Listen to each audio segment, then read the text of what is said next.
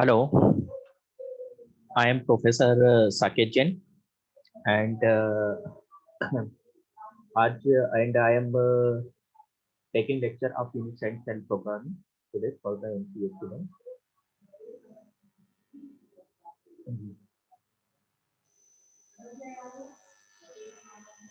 तो जैसा भी आप देख रहे हैं कि यूनिक्स और शेल प्रोग्रामिंग है, ये अभी हम स्टार्ट कर रहे हैं।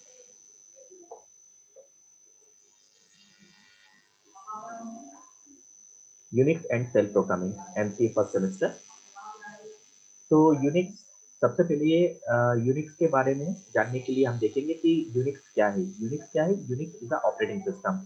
यूनिक्स अपना क्या है, जैसे कि ये यहाँ पर ये स्लाइड में मैं ये बता रहा हूँ, ये ऑपरेटिंग सिस्टम है जिसमें क्या है, हम ऑपरेटिंग सिस्टम के दो मोड होते हैं। Operating system is a middleware between user and hardware. Operating system के अलग अलग मोड होते हैं। जैसे सभी स्टूडेंट्स जानते हैं कि ऑपरेटिंग सिस्टम जो है वो हम विंडोज ऑपरेटिंग सिस्टम का हम यूज करते हैं, विंडोज का यूज करते हैं। साथ में अगर हम दूसरे ऑपरेटिंग सिस्टम का जो यूज करना चाहते हैं, हम यूनिक्स और लाइनक्स ऑपरेटिंग सिस्टम का भी यूज हम कर सकते हैं। हमारे इंडिया में जो सबसे पॉपुलर ऑपरेटिंग सिस्टम है वो विंडोज सीरीज के, माइक्रोसॉफ्ट के, सभी उसी को यूज करते हैं। लेकिन सिक्योरिटी पर्पज से हम देखें तो यूनिक्स और लाइनक्स को हम क्या कर सकते हैं, यूनिक्स और लाइनक्स को हम सिक्योरिटी पर्पज से हम ज्यादा प्रेफर कर सकते हैं किसी भी ऑर्गेनाइजेशन में या कहीं पर भी। ठीक है, तो यूनिक्स ऑपरेटिंग सिस्टम के दो मोड है, जैसा बताया था, CUI command user interface, GUI graphical user interface, दोनों। Clear?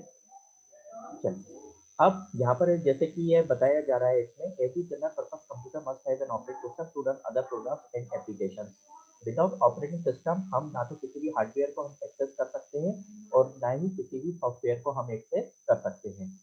It is like a coffee cup. It makes sure that different programs and users running at same time don't interfere with each other. हम इसमें क्या करते हैं, अगर कोई भी हमारा कंप्यूटर हार्डवेयर है, वो हमारी फर्स्ट लेयर होती है, उसके ऊपर एक ऑपरेटिंग सिस्टम होता है, वो लेयर होती है। और ऑपरेटिंग सिस्टम के अलावा फिर उसमें एप्लीकेशन सॉफ्टवेयर वो इंस्टॉल होते हैं यदि आपको कोई भी एप्लीकेशन यदि डेवलप करनी है।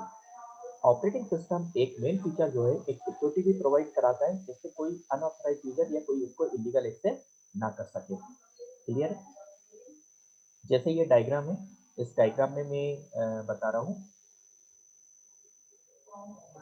यहाँ पर डायग्राम, जिसमें ऑपरेटिंग सिस्टम है। ऑपरेटिंग सिस्टम में हमारे ये मॉनिटर है। ऑपरेटिंग सिस्टम के थ्रू मॉनिटर को भी हम यूज करते हैं, माउस को यूज करते हैं, माउस को, कीबोर्ड को यूज करते हैं, प्रिंटर को यूज करते हैं, ड्राइव को यूज करते हैं और कोई भी एप्लीकेशन सॉफ्टवेयर को भी हम यूज करते हैं। ऑपरेटिंग सिस्टम क्लासिफिकेशन यहाँ पर बताए जा रहे हैं। ऑपरेटिंग सिस्टम का क्लासिफिकेशन क्या है, ये आपका ऑपरेटिंग सिस्टम जो होता है वो होता है आपका मल्टी यूजर। मल्टी यूजर का मतलब है कि एक या एक से ज्यादा यूजर क्या करते हैं, उसको एक या एक से ज्यादा यूजर किसी भी प्रोग्राम को एक्सेस कर सकते हैं। मतलब कोई भी प्रोग्राम जो है उसको टू और मोर देन टू यूजर्स उसको प्रोग्राम को रन कर सकते हैं साइमल्टेनियसली। ये ऑपरेटिंग सिस्टम का मल्टी यूजर मोड होता है। मल्टी प्रोसेसिंग का क्या पर्पज है कि साइमल्टेनियसली एक ही सिस्टम में एक से ज्यादा प्रोसेस एग्जीक्यूट हो सकती है। मल्टीटास्किंग भी सेम है। Allow more than one program to run confidently. एक से ज्यादा प्रोग्राम भी कॉन्फिडेंटली आपके क्या हो सकते हैं, एग्जीक्यूट हो सकते हैं। मल्टी थ्रेडिंग, मल्टी थ्रेडिंग का मतलब है कि हम क्या कर सकते हैं कि हम सिंगल प्रोग्राम को हम पार्ट्स में डिवाइड करके कॉन्करेंटली हम रन कर सकते हैं। Clear? Real time operating system, real time operating system से मतलब है कि टाइम बीइंग हम क्या कर सकते हैं कि कोई भी यदि किसी भी फिक्स टाइम में यदि कोई टास्क हमें एग्जीक्यूट करनी है, सपोज 10 बज के 10 मिनट पर कोई टास्क एग्जीक्यूट होगी तो 10 बज के 10 मिनट पर ही होगी, 10 बज के 11 मिनट पर या 10 बज के 10 मिनट 1 सेकंड पर भी नहीं होगी। इस टाइप को हम क्या बोलते हैं, रियल टाइम ऑपरेटिंग, इस टाइप के ऑपरेटिंग सिस्टम को बोलते हैं real time operating system. Next, operating system का ओवरव्यू बताया जा रहा है, जैसा भी मैंने डिस्कस किया था इसके बारे में। The application programs must be written to run on top of a particular operating system. जैसे ये लेयर के बारे में मैंने आपको बताया था, सबसे पहले कोई हार्डवेयर होता है तो उसके ऊपर जो लेयर होती है ऑपरेटिंग सिस्टम, और उसके ऊपर अपर लेयर होती है एप्लीकेशन। विदाउट एप्लीकेशन हम क्या करते हैं, हम विदाउट एप्लीकेशन किसी भी हम विदाउट एप्लीकेशन हम किसी भी सॉफ्टवेयर को एक्सेस नहीं कर सकते हैं। तो ये बताया जा रहा है। ऑपरेटिंग सिस्टम जो है कमांड यूजर, मतलब ऑपरेटिंग सिस्टम के बारे में बताते हैं, सीयूआई कमांड यूजर इंटरफेस होता है, जिसमें कोई भी कमांड आपका एग्जीक्यूट होता है आपका कमांड प्रोसेसर पर, कमांड लाइन प्रोसेसर पर। कोई भी आप कमांड देंगे, जैसे डॉस में आप कमांड देंगे तो वहाँ पे कमांड प्रोसेसर होता है, जिसमें आपका क्या होता है, कमांड प्रोसेसर है। तो वहाँ कमांड प्रोसेसर ही आपकी प्रोसेस को, आपके कमांड को एग्जीक्यूट करता है, जिससे आपका डिजायर्ड आउटपुट जनरेट होता है। अब ग्राफिकल यूजर इंटरफेस के बारे में बताया जा रहा है, जिसमें आप ग्राफिक्स को देखकर माउस की हेल्प से किसी भी टास्क को एग्जीक्यूट करते हैं। जैसे आपको कॉपी करना है तो फोल्डर को आप कॉपी करिए, सेलेक्ट करिए, सेलेक्ट करने के बाद आप उसको कहीं पर भी पेस्ट कर सकते हैं। तो पूरा काम आप माउस की हेल्प से करते हैं, तो वो आपका क्या कहलाता है, ऑपरेटिंग सिस्टम का graphical user interface.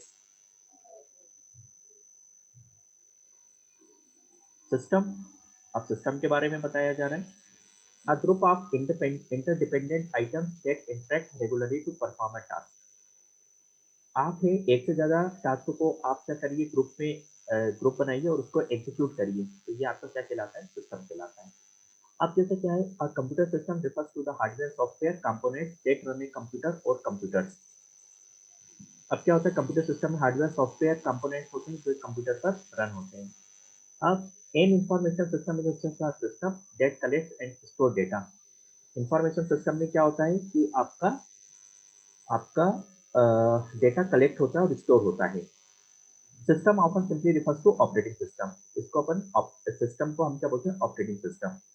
Operating system हमारा क्या होता है, सिस्टम सॉफ्टवेयर होता है। यहाँ पर सॉफ्टवेयर की दो कैटेगरी होती है, एक एप्लीकेशन सॉफ्टवेयर, एक दूसरा होता है आपका सिस्टम सॉफ्टवेयर। सिस्टम सॉफ्टवेयर जिसकी हेल्प से हम किसी भी हार्डवेयर को एग्जीक्यूट कर सकते हैं, तो वो आपका क्या कहलाता है, ये ऑपरेटिंग सिस्टम है। सिस्टम सॉफ्टवेयर की कैटेगरी में आता है जो किसी भी हार्डवेयर को एग्जीक्यूट कर सकता है या उसको एक्सेस कर सकता है। सिस्टम सॉफ्टवेयर के दूसरे example compiler, interpreter, assembler, debugger, ये सब भी क्या कहते हैं, मशीन से डायरेक्ट इंटरेक्ट कर सकते हैं हार्डवेयर से, इसलिए इनको सिस्टम सॉफ्टवेयर की कैटेगरी में रखा है। दूसरी कैटेगरी जो है एप्लीकेशन सॉफ्टवेयर है, जो ऑपरेटिंग सिस्टम के ऊपर इंस्टॉल होती है, जैसे डॉटनेट, जावा, एमएस ऑफिस, ये सारे एप्लीकेशन सॉफ्टवेयर हैं जिनकी हेल्प से कोई ना कोई हम एप्लीकेशन रेडी करते हैं। अब ऑपरेटिंग सिस्टम की इस लेयर के बारे में बताया जा रहा है। ऑपरेटिंग सिस्टम है, एप्लीकेशन है, यूजर है और हार्डवेयर है। तो हार्डवेयर है, उसके ऊपर ऑपरेटिंग सिस्टम है, फिर एप्लीकेशन है, फिर यूजर है। ये यूजर यानी कि हम उसको यूज करते हैं। An operating system is a system software that manages computer hardware and software resources and provides common services for computer programs। ये है, ठीक है। Application programs usually require an operating system to function।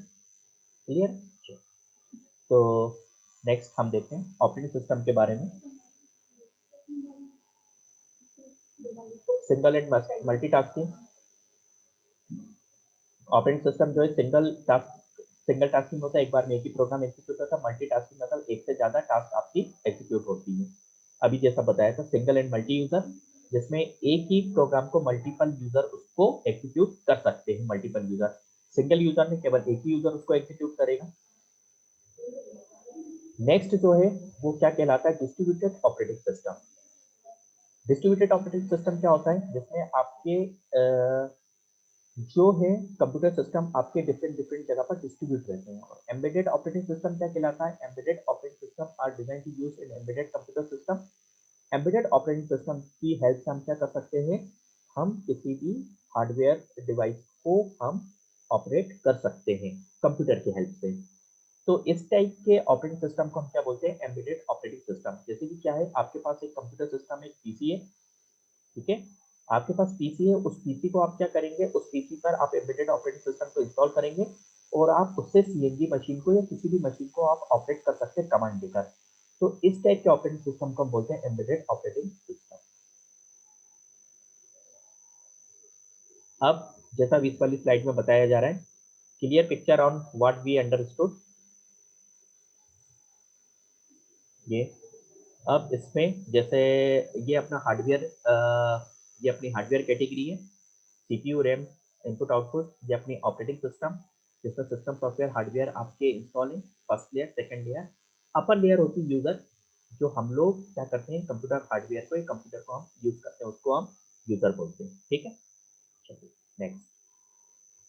अब operating system के क्या है, ये task है। फर्स्ट टास्क जो है वो है मेमोरी मैनेजमेंट।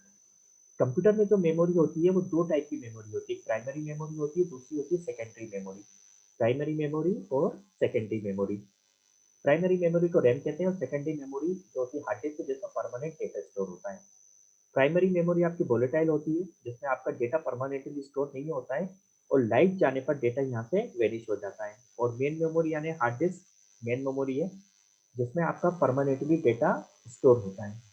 अब कोई भी प्रोसेस है अगर प्रोसीड होती है, सबसे पहले वो प्राइमरी मेमोरी यानी रैम पर आती है। उसके बाद वो क्या है कि प्रोसेसर के पास, लोडर की हेल्प से प्रोसेसर के पास आती है, प्रोसेसर उसको एग्जीक्यूट करता है और आउटपुट को जनरेट करता है। तो ये सारी टास्क होती हैं, सभी टास्क होती हैं प्राइमरी मेमोरी और रैम की।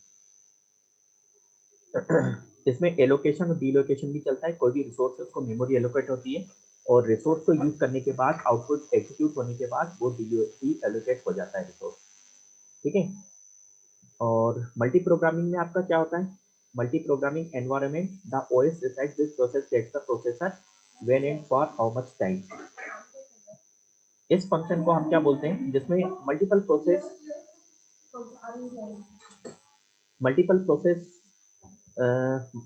जो है क्यूज में रहती है, उनको हमें एग्जीक्यूट करना पड़ता है, मल्टीपल प्रोसेसेस को। तो ये आती है आपकी मल्टी प्रोग्रामिंग में, जो साइमल्टेनियसली क्यूज में रहकर आपकी प्रोसेस एग्जीक्यूट हो जाती है और इसको एग्जीक्यूट करता है सीपीयू यानी कि processor. Next, device management. Operating system का जो नेक्स्ट टास्क होता है उसको हम बोलते हैं डिवाइस मैनेजमेंट, जिसमें कंप्यूटर में हम different different input output devices use करते हैं। तो ऑपरेटिंग सिस्टम उनको मैनेज करता है, कौन सी प्रोसेस को कौन से डिवाइस की रिक्वायरमेंट है उनको एट ए टाइम एलोकेट करता है और एलोकेट करने के बाद उनको फ्री कर देता है। इसको बोलते हैं D allocation. Next operating system का टास्क होता है वो होता है फाइल मैनेजमेंट। फाइल मैनेजमेंट से क्या पर्पस है, फाइल मैनेजमेंट इसमें आपकी क्या होती है, फाइल्स जो होती हैं किसी भी डायरेक्टरीज पे, डायरेक्टरी में क्या होती है, स्टोर होती है। डायरेक्टरी के अंदर सब डायरेक्टरीज भी होती हैं और फाइल्स भी होती हैं। फाइल्स जो होती हैं उनमें क्या होता है, जैसे कोई भी सॉफ्टवेयर है, अगर हम कोई भी एप्लीकेशन सॉफ्टवेयर डेवलप कर रहे हैं तो उसमें डिफरेंट डिफरेंट फाइल्स यहाँ पे क्रिएट होती है, तो उनको डायरेक्टरी में हम क्या करते हैं, स्टोर करके रखते हैं। तो ये इसका टास्क होता है फाइल मैनेजमेंट यानी कि ऑपरेटिंग सिस्टम का। अदर इंपॉर्टेंट एक्टिविटीज क्या हो सकती है ऑपरेटिंग सिस्टम की, सिक्योरिटी प्रोवाइड कराते हैं। ऑपरेटिंग सिस्टम आपका सिक्योर होना चाहिए, कोई इसको इलीगल एक्सेस ना करें। Control over system performance, system performance पे कंट्रोल होना चाहिए। Job accounting, different different multiple jobs आपकी क्या होती हैं, आपकी आपकी डिफरेंट डिफरेंट जॉब्स जो होती हैं वो आपकी होती हैं, जिसमें आपकी अलग अलग क्यूज में होती है, उनको एग्जीक्यूट करना पड़ता है। जॉब को ही एग्जीक्यूट करने के बाद प्रोसेस आपकी प्रोसेस होती है। एरर डिटेक्टिंग होती है, एरर डिटेक्शन होता है। और इसमें क्या होता है, सॉफ्टवेयर और यूजर के बीच में कोऑर्डिनेशन होता है। Component of Unix system. अब हम जैसे ऑपरेटिंग सिस्टम की बात करते हैं, यूनिक्स पर आते हैं। यूनिक्स ऑपरेटिंग सिस्टम जो है वो आपका किस मोड पर वर्क करता है, यूनिक्स ऑपरेटिंग सिस्टम आपका आपका कमांड लाइन मतलब CUI मोड पर वर्क करता है। इसमें मेन एक कर्नल होता है जो इसका हार्ट ऑफ, इसको हम क्या बोलते हैं, हार्ट ऑफ यूनिक्स सिस्टम। एक सिस्टम लाइब्रेरी होती है इसमें और सिस्टम यूटिलिटीज होती है। सिस्टम यूटिलिटीज में क्या होता है, इसमें आप क्या करते हैं कि कुछ स्पेशल टाइप के टास्क को परफॉर्म करते हैं तो यूटिलिटी प्रोग्राम से करते हैं, जैसे डिस्क प्रेजेंटेशन, डिस्क स्ट्रेचिंग वगैरह वो सब, तो उसको हम बोलते हैं। ठीक है, what is Unix? The Unix operating system is a set of programs that act as a link between the computer and the hardware. जैसा दूसरे ऑपरेटिंग सिस्टम की डेफिनेशन होती है उसी टाइप की डेफिनेशन ये यूनिक्स ऑपरेटिंग सिस्टम की, बस ये क्या है, विंडोज ऑपरेटिंग सिस्टम से या दूसरे ऑपरेटिंग सिस्टम से ज्यादा सिक्योर होता है। इसमें शेल का यूज करते हैं। इसमें यूनिक्स डॉस हमारा single tasking operating system, Unix में मल्टी टास्किंग है। डॉस में हमारा क्या होता है, एक बार में एक ही आपका टास्क कमांड एग्जीक्यूट होता है। यूनिक्स में आपके मल्टीपल आपके कमांड साइमल्टेनियसली एग्जीक्यूट होते हैं। ठीक है, इसमें हम डिफरेंट डिफरेंट शेल्स का यूज करते हैं यहाँ पर ऑपरेटिंग सिस्टम में, जहाँ पर हमारे यूनिक्स में हमारे अलग अलग शेल्स होते हैं, जैसे कॉर्न शेल, सी शेल, इस टाइप के शेल्स का यूज करते हैं। शेल की क्या एक विशेषता या एक कैरेक्टरिस्टिक होता है? शेल साइमल्टेनियसली मल्टीपल इंस्ट्रक्शन को एग्जीक्यूट कर सकता है या फिर बंच ऑफ इंस्ट्रक्शंस को एग्जीक्यूट कर सकता है। ये उसकी सबसे बड़ी विशेषता या कैरेक्टरिस्टिक होती है। इसके मेन ऑपरेटिंग सिस्टम, इसका क्या होता है मेन कैरेक्टरिस्टिक? पोर्टेबल होता है। ऑपरेटिंग सिस्टम कोई भी चाहे यूनिक्स से कोई भी, उसमें पोर्टेबिलिटी का कॉन्सेप्ट नहीं है कि आप यदि आज यहाँ पर वर्क करें कहीं दूसरी जगह पर वर्क करना चाहें तो वहां कर लें। एक ये ओपन सोर्स होता है ऑपरेटिंग सिस्टम, ओपन सोर्स। इसमें मल्टी यूजर होता है, ये मल्टी प्रोग्रामिंग होता है। हायरार्किकल फाइल सिस्टम होता है इसमें, और शेल का यूज करते हैं, और मेन इसका कंसेप्ट है सिक्योरिटी, सिक्योरिटी प्रोवाइड कराते हैं। ठीक है, अब ये देख लीजिए, ये आर्किटेक्चर है यूनिक्स का, जिसमें हार्डवेयर है, CPU, RAM, input output device है। फिर साथ में क्या है, सिस्टम लाइब्रेरी है, कर्नेल है, कर्नेल मॉड्यूल है। कर्नेल इसका मेन है, कर्नेल को हम हार्ट ऑफ कंप्यूटर बोलते हैं। इसमें सिस्टम सॉफ्टवेयर होता है, यूजर प्रोसेसेस होती है, यूजर यूटिलिटी होती है, कंपाइलर का भी यूज करते हैं। सारे आपके क्या है, ये आपका आर्किटेक्चर है। यूनिक्स का आर्किटेक्चर ये बताया जा रहा है, जिसमें हार्डवेयर है, हार्डवेयर के बाद आपका कर्नेल का यूज करते हैं हम। कर्नेल का यूज करने के बाद हमारा फिर शेल का यूज करते हैं। शेल जो बंच ऑफ इंस्ट्रक्शन को एग्जीक्यूट कर सकता है। फिर इसके बाद एप्लीकेशन प्रोग्राम्स को हम अपर लेयर में रखते हैं, जो यूजर इनको यूज करता है। ठीक है, कंपोनेंट्स के बारे में अभी मैंने बताया है, तो अभी मैं आपको डिस्कस कर चुका हूँ, जिसमें सी शेल, कॉर्न शेल का हम शेल में यूज करते हैं। इसमें अब कमांड्स और यूटिलिटीज में कुछ ये है कमांड्स हैं। इसमें CP command, MP command, copy command, move command, cat command. Cat command जो फाइल में यूज होता है, ये कुछ कमांड्स है, बाकी कुछ ब्रीफ में हम आगे हम इसमें कमांड्स के बारे में देखेंगे। मल्टीपल कमांड होते हैं यूनिक्स में, हर टास्क आपका कमांड बेस्ड होता है। इसलिए फाइल्स और डायरेक्टरीज का हम यूज करते हैं यहाँ पर। All data in Unix is organized into files, all files are direct. Unix जो है वो फाइल सिस्टम पे वर्क करता है। ये है जैसे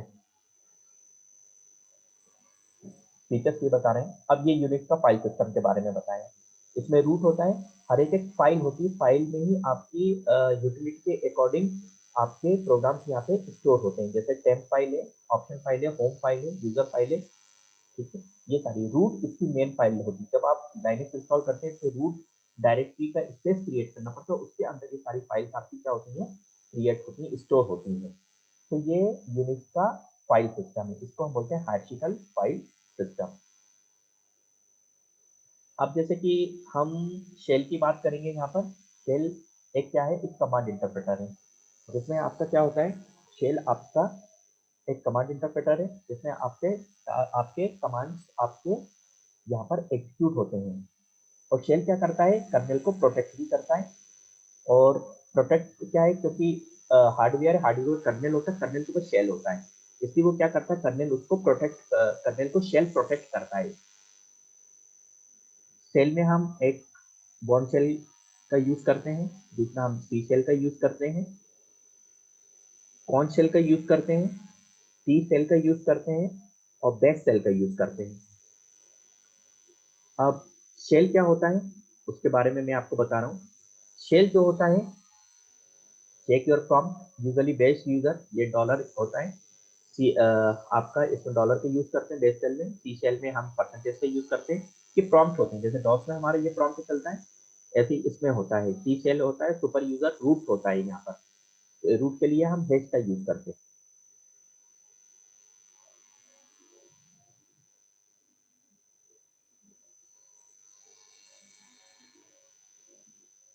Unix command structure. To convert command to Unix system, you type the name of the command along with any associated information such as file system and press the return key. The type line is called the command line. उसको बोलते हैं। Unix uses a special program called the shell or the command line interpreter. The components of the command lines are the command, any option required by the command, the command's argument if required। अब इसमें commands का हम यहाँ पर use करते हैं। तो commands का जो भी हम यूज करेंगे, तो हम उसमें जो भी शेल का यूज करेंगे, इसके अकॉर्डिंग कमांड को टाइप करेंगे और हम उसको एग्जीक्यूट करेंगे, तो उसके बाद उसका हमें आउटपुट मिल जाएगा।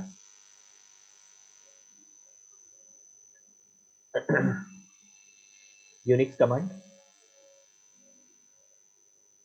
यूनिक्स कमांड की कैटेगरी है इंटरनल कमांड होते हैं और एक्सटर्नल कमांड होते हैं।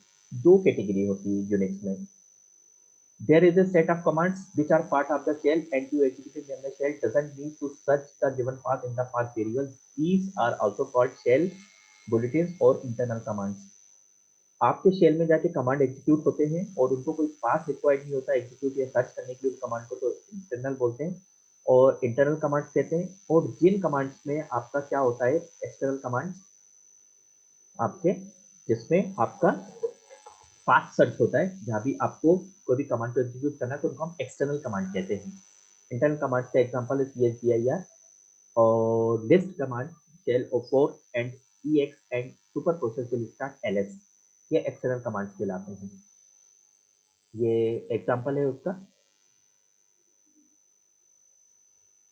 शेल की ये समरी है। Shell checks what type of commands the user is trying to run. Shell के बारे में जैसा मैंने अभी आपको बताया था। System boot up, if you have a computer which has Unix operating system installed on it, then you simply need to run its power to make it live। ठीक है, तो सिस्टम बूटअप कहते हैं as soon as you turn on the power, system start booting up। Finally, it prompts you to log into the system, which is an activity to log into the system and use it to use your day-to-day activities। तो system के start होने की process को हम system boot up कहते हैं।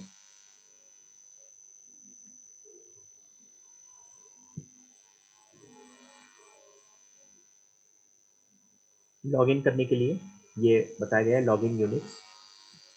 User ID password ये आपका रहता है।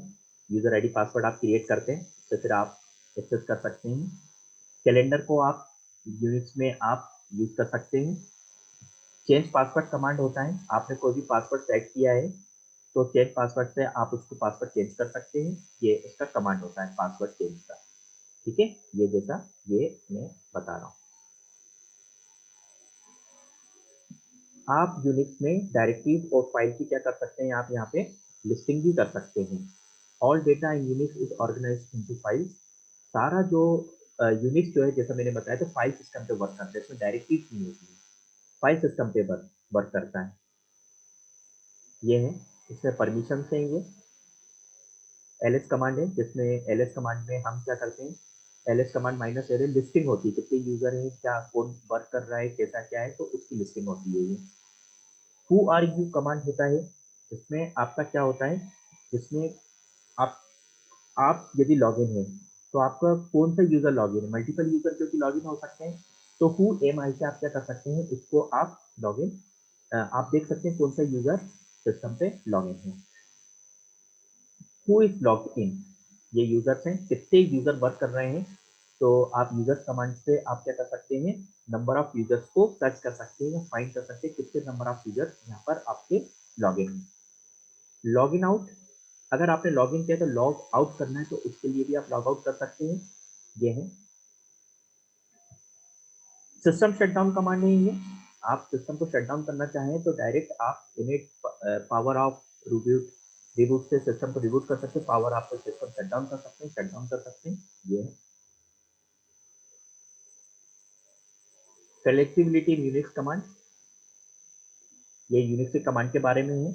यहाँ पर ये जो रीड राइट वगैरह बता रहे हैं, यूजर की परमिशन बता रहा है ये। ठीक है, command line can overflow,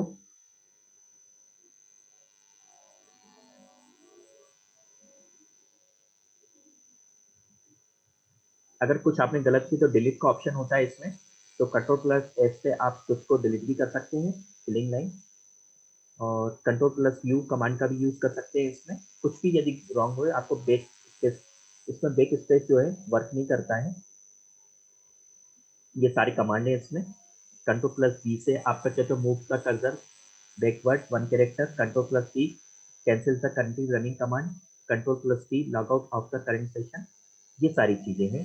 control plus का यूज करके कीज को प्रेस करके आप क्या कर सकते हैं, अलग अलग ऑप्शंस पे आप टास्क को परफॉर्म कर सकते हैं।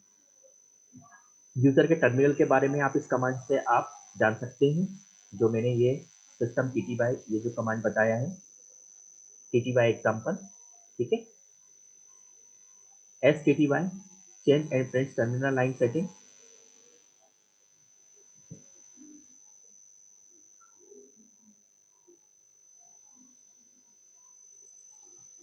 अब इसमें क्या है, displaying it's characteristic setting characteristics, ये बताया जा रहा है इसमें। आप कर सकते हैं इन कमांड की हेल्प से। यूनिक्स पे बहुत सारे कमांड है जिसमें आप कमांड की हेल्प से आप ईच एंड एवरी किसी भी टाइप के टास्क को परफॉर्म कर सकते हैं। स्पेशल सेटिंग्स होती हैं कुछ इन कमांड्स की हेल्प से। कंट्रोल सेटिंग होती है, विंडोज वगैरह में हम कंट्रोल सेटिंग करते हैं, वैसे हम इसमें भी सेटिंग कर सकते हैं। इनपुट सेटिंग है, इन कमांड की हेल्प से हम इनपुट सेटिंग भी कर सकते हैं, आउटपुट सेटिंग भी कर सकते हैं। SKTY के ये एग्जाम्पल है, ये जो अभी मैंने बताए थे। रूट का यूज करते हैं हम यहाँ पर, रूट के बारे में जैसे मैंने बताया था।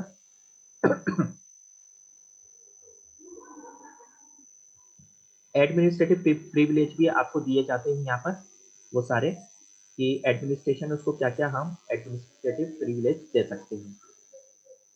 कंप्यूटर में हम डेट सेटिंग भी कर सकते हैं इसकी हेल्प से, कि कुछ भी हम डेट सेट करना चाहें तो हम कमांड की हेल्प से डेट भी सेट कर सकते हैं।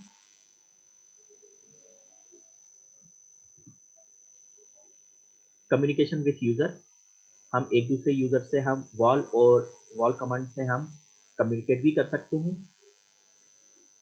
देखिए ये कमांड से है। यूजर मैनेजमेंट है, यूजर मैनेजमेंट टास्क को भी हम यहाँ पे कर सकते हैं। UID GID UID मतलब यूजर नेम, GID यानी ग्रुप नेम, इनसे हम उनको क्या कर सकते हैं, हम उनको परमिशन दे सकते हैं। होम डायरेक्टरी है, लॉगिन शेल होता है, मेल बॉक्स होता है, XYZ। User and user mode command, ये भी कमांड है। यूजर मोड कमांड, यूजर के मोड को हम परमिशन वगैरह देकर हम चेंज भी कर सकते हैं। यूजर डिलीट, यूजर को अगर डिलीट करना उसको कर भी सकते हैं। ETC password, ETC shadow. Thank you.